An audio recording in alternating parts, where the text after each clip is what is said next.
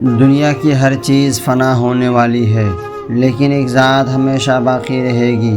سورہ رحمان کی ان عظیم آیات میں اللہ تعالی ہمیں زندگی کی سب سے بڑی حقیقت یاد دلاتا ہے، آخر تک ضرور سنیں۔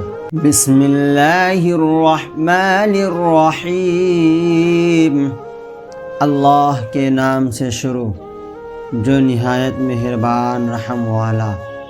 کل من علیہا فان، زمین پر جتنے ہیں سب کو فنا ہے۔ اس دنیا میں کوئی ہمیشہ رہنے والا نہیں۔ مال، دولت، طاقت اور انسان سب ایک دن ختم ہو جائیں گے۔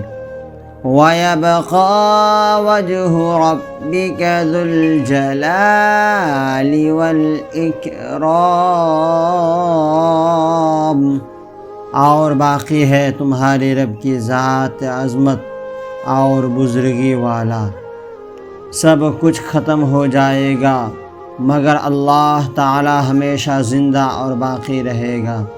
فَبِأَيِّ آلَاءِ رَبِّكُمَا تُكَذِّبَانِ، تو اپنے رب کی کون سی نعمت جھٹلاؤ گے؟ یہ آیت ہمیں یاد دلاتی ہے کہ زندگی، موت اور آخرت کا علم بھی اللہ کی عظیم نعمت ہے۔ يَسْأَلُهُ مَن فِي السَّمَاوَاتِ وَالْأَرْضِ كُلَّ يَوْمٍ هُوَ فِي شَأْنٍ، اسی کے منگتا ہے جتنے آسمانوں اور زمین میں ہیں، اسے ہر دن ایک کام ہے۔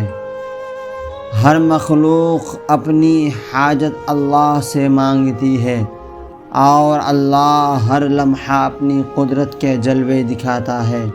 فَبِأَيِّ آلَاءِ